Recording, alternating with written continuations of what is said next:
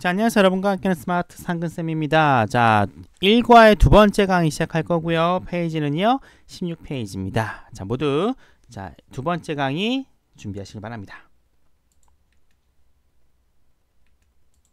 Learning in a frozen land. 자, 제목입니다. 자, 얼어붙은 땅에서 배우다 라는 의미의 제목이 나오고 있습니다.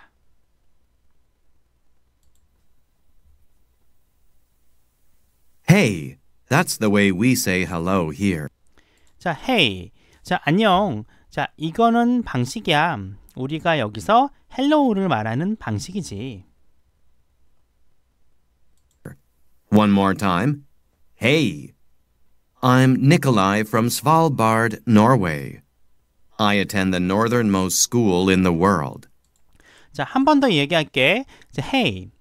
나는 노르웨이에 있는 스발바드에서 온 니콜라이라고 해. 나는 세계에서 가장 북쪽에 있는 학교에 다니고 있지. 이렇게 하고 있어요.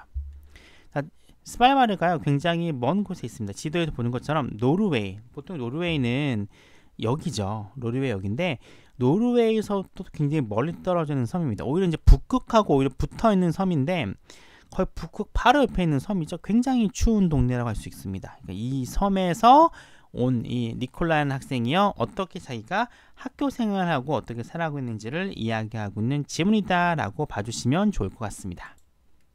자, 첫 번째. 자, 분명히 또 way라고 하는 게 we say hello here 라고 하는 문장이 수식을 받고 있어요. 우리가 여기에서 hello를 말하는 방식이야 라고 하는 건데, 보통 이제 이렇게 수식을 하려면은 관계사가 존재를 해야 되죠. 근데 선행사가 더 way예요. 선행사가 더 way인 경우에는 관계 부사인 how가 와야 되는데 how랑 way는 같이 못 쓰죠. 보통 이제 선행사와 관계사랑 같이 써야 되는데 거의 유일하게 못 쓰이는 게 이제 how입니다. 더 way가 나올 경우에는 how를 쓰면 안 되고요. 더 way를 쓰기 싫으면 how만 써줘야 돼요. 그래서 the way how를 써주면 틀립니다. 그리고 that 같은 경우는 가능해요. that 같은 경우에는 관계대명사도 되긴 하지만 관계 부사 역할도 할 수 있기 때문에 that도 가능합니다. 참고로 관계대명사 위치는 가능할까요? 역시 안 되죠. 원래 관계부사 자리이기 때문에 관계대명사는 오지가 못합니다. 그래서 굳이 여기에 뭔가 관계사를 써주고 싶으면은 that, the way that 써줘야 되고요. 보통은 이제 the way 다음에 바로 문장이 오는 구조로 많이 쓰이기도 합니다. 자, 그 다음에 attend the northmost school이라는 문장을 보실 건데요. 보통 어디에 들어가다라는 표현을 쓰면 to를 많이 쓰죠. 근데 attend라고 하는 동사는요, 장소 어디에 들어가다라는 표현을 쓸 경우에는 전치사를 쓰지 않습니다. 그래서 만약에 attend to, attend into 라는 표현을 쓰게 되면 틀리게 돼요. 근데 간혹 attend 같은 경우에 to를 쓰는 경우가 있습니다. 그런 경우에는 의미가 바뀌는 경우거든요. 그래서 attend to를 쓰거나 attend on을 쓰는 경우에는 각각 주의하다, 시중들다 의미로 쓰이기 때문에 전체적인 문맥을 잘 파악을 하셔가지고요, attend가 장소로 쓸 경우에는 전치사를 안 씁니다. 반면에 주의하다나 시중들다 쓸 경우에는 전치사 쓰이기 때문에 이 부분을 조심할 필요는 있습니다. It's August, but we wear our winter clothes when we go to school. 자, 지금은 8월입니다. 여름이요. 근데 우리는 여전히 겨울옷을 입고 있어요. 우리가 학교를 갈 경우에는요, 여전히 겨울옷을 입고 있다. 그만큼 이제 북극에 가깝기 때문에 춥다라는 거죠. The surrounding mountains are covered with snow, and the thermometer barely rises above freezing. 자, surrounding, 둘러싸고 있는 표현이죠. 둘러싸고 있는 어떤 산들은요, 눈으로 덮여 있습니다. 그리고 온도계는요, barely, 간신히 올라가요.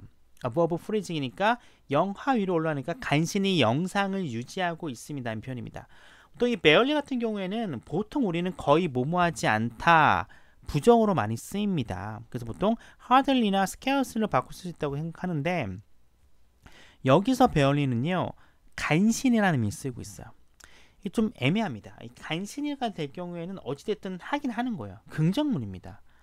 근데 barely는 거의 뭐뭐하지 않대 부정어도 있거든요. 그래서 해석할 때 전체적인 문맥을 잘 보셔야 돼요. 이거를 barely를 간신히로 해서 긍정문으로 갈 건지 거의 뭐뭐하지 않다로 가서 부정문으로 갈 건지 보셔야 되는데, 일단 여기 이제 그나마 이제 간신히 볼만한 힌트는 앞에 8월이라고 하는 거. 이 8월이라고 하는 이 날짜로 봤을 때 간신히 영상을 유지하고 있습니다로 보는 게 좀 자연스럽긴 해요. 왜냐면 뭐 해설서에도 이렇게 나와 있긴 하죠. 간신이라고. 근데 거의 뭐뭐하지 않다로 해석을 해도 어색하진 않습니다. 그래서 이 barely라는 표현을 여러분들이 뭐 해석서에는 간신이라고 나와 있긴 하지만 거의 뭐뭐하지 않다로 해도 크게 뭐 이상하진 않다라는 거 참고로 기억을 하셨으면 좋겠습니다.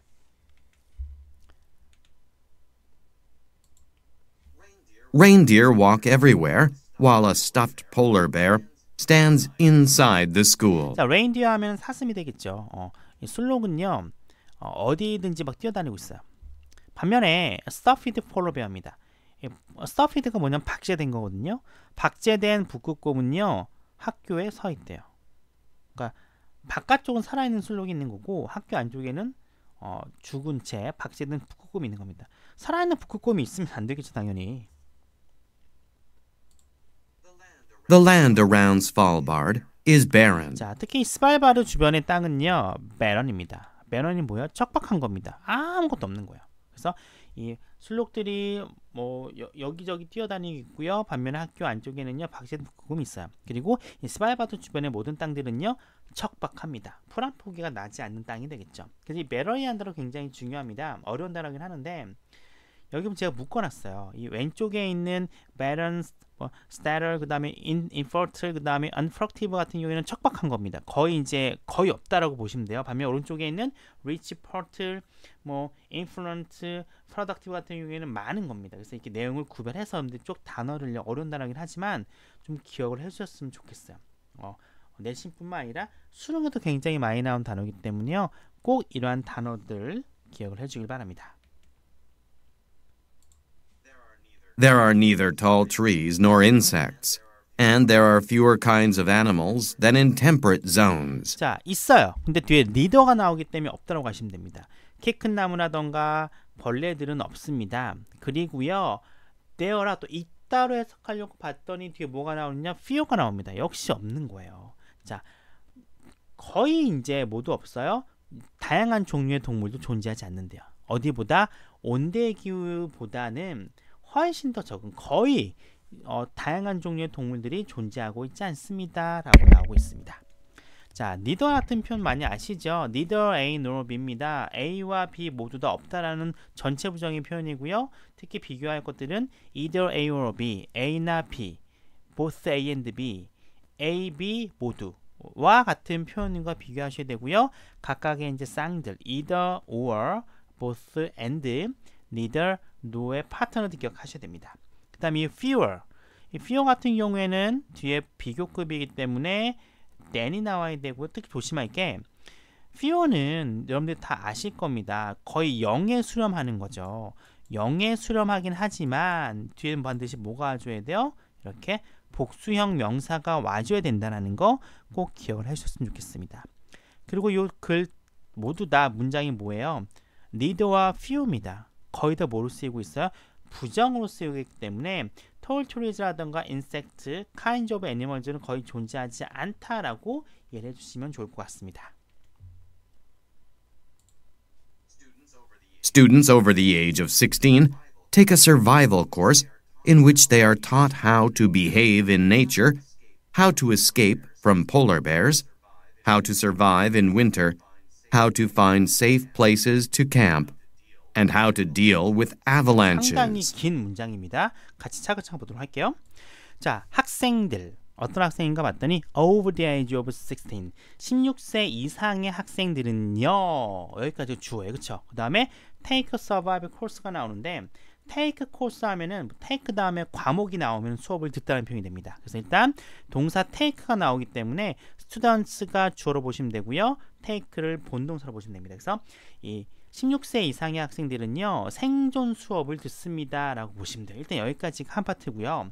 그 다음에 이제 인을치가 나오기 때문에 앞에 나오는 survival course라고 하는 명사를 꾸며주게 됩니다. 됐죠? 자, 학생들은요 이런 수업을 듣습니다. 근데 이 생존 수업 속에서 그 학생들은요 are taught 배워요. be taught.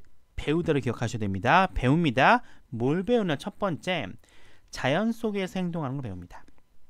두 번째, 북극곰들로부터 벗어나는 걸 배웁니다.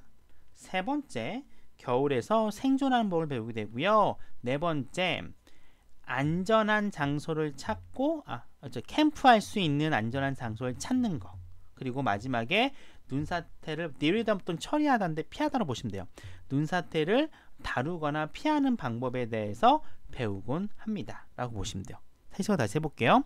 16세 이상의 학생들은요, 생존 수업을 듣는데요. 이 생존 수업 속에서 학생들은요, 자연 속에서 행동하기, 북극곰으로부터 벗어나기, 겨울에서 살아남기, 캠프할 안전한 장소 찾기, 눈사태를 다루는 방법들을 배우게 됩니다. 라고 해석해 주시면 됩니다. 굉장히 길어요. 길긴 하지만 크게 여기를 기점으로 해서 여기 먼저 해석해 주시고 그 다음에 수식을 해주는 이런 부분 나눠서 해석을 해주면 좋을 것 같습니다. 자, 인위치 전치사 플러스 관계대명사가 나왔습니다. 일단 이게 해석적으로 보면은 어렵지는 않아요. 위치가 나오기 때문에 기본적으로 이렇게 수식을 하면 됩니다. 해석할 때 이게 인위치냐 위치냐는 전혀 중요하지가 않아요. 모든 관계사는요, 앞에 있는 명사를 수식한다라는 선에서 끝나면 돼요. 근데 이게 이제 문법적인 면, 즉 문법 문제에 있어서는 특징을 알아야 되는데, 이 전치사 플러스 관계대명사가 어떤 특징이 있느냐, 세 가지 특징이 있습니다. 굉장히 중요한 특징이라고 할 수 있겠죠. 일단 해석은요, 간단해요. 전치사의 의미를 그대로 살려주시면 됩니다. 즉 끊어주고 이는 안에서잖아요. 선행사 위치는 그냥 선행사를 찾아주면 돼요. 그리고 그냥 이 녀석이라고 해석해도 됩니다. 전혀 문제가 없어요. 잘라요. 잘라주고 이 녀석 안에서 by가 나옵니다. 이 녀석에 의해서 for가 나와요. 이 녀석 때문에 at, on 이 녀석 안에서라고 해석해주면 됩니다. 전혀 문제가 되지 않습니다. 그래서 전치사 플러스 관계대명사는 끊어주고 전치사 의미를 살려서 해석을 해주면 돼요. 이게 해석을 하면 되는 거고, 두 번째 가장 특징입니다. 전치사 플러스 관계대명사 특히 위치 뒤에는 뭐가 오느냐, 무조건 완전한 문장이 와줘야 되는 거예요. 완전한 문장이 뭐냐면요, 뒤에 명사가 빠진 게 없는 겁니다. 명사 기준으로 보셔야 돼요. 명사가 빠진 게 없는 해석을 했을 때 자연스러운 문장을 완전 문장이라고 해요. 바꿔 얘기하면은 불완전 문장은 뭘까요? 뒤에 나오는 문장에서 명사가 빠져 있는 겁니다. 즉 명사니까 주어가 빠질 수도 있고 목적어가 빠질 수도 있고 보어가 빠질 수도 있어요. 그래서 이 명사가 빠져 있는 문장을 우리는 불완전 문장이라고 합니다. 반면에 해석을 해봤을 때 자연스럽게 흐르는 문장은요, 완벽한 문장이라고 하는데, 전치사 플러스 관계대명사 뒤에는 무조건 완전 문장이 나와야 돼요. 특히 전치사 플러스 관계대명사 같은 경우에는 관계부사를 바꿔 쓸 수 있는데 모두 다 바꿔 쓸 수 있는 건 아닙니다. 장소인 where과 시간인 when만 바꿔 쓸 수 있다는 것도 체크해 볼 필요가 있어요. 그러면 일단 인위치입니다. 인위치이기 때문에 뒤에 나오는 문장을 봤더니만 주어 are taught 수동태긴 하지만 동사가 나오고요. 뒤에 여기서부터 여기까지 목적어가 나오잖아요. 해석할 때 전혀 문제가 없습니다. 완전하기 때문에 인위치가 나오는 거예요. 특히 앞에 나오는 서바이벌 코스가 장소가 아니잖아요 라는 친구도 있을 것 같은데, 이 영어에서 장소와 시간을 구분하는 건요, 공간적인 의미가 있으면 무조건 장소로 봅니다. 그래서 서바이벌 코스 같은 경우에는 공간적 의미로 보기 때문에 where로 바꿀 수가 있어요. 이 점 여러분들 좀 이렇게 체크를 해주시면 좋을 것 같습니다.